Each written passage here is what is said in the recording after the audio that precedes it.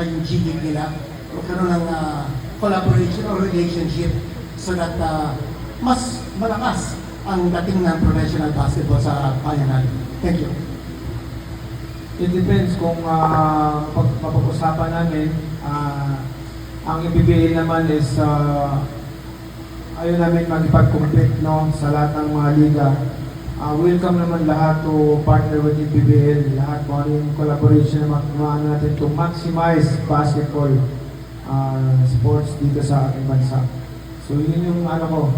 And I wanna say, PBL also a professional naman. So purely professional. Games and Amusement Board, we have a plan to do a resolution para masupo natin itong game fixing.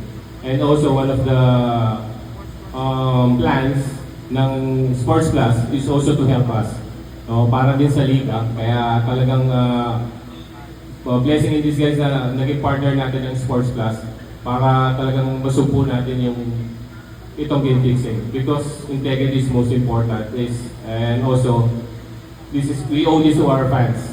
Pag maganda integrity natin, lalo tayong mamahalin ng mga fans. Thank you. Well said. Thank you, Commissioner.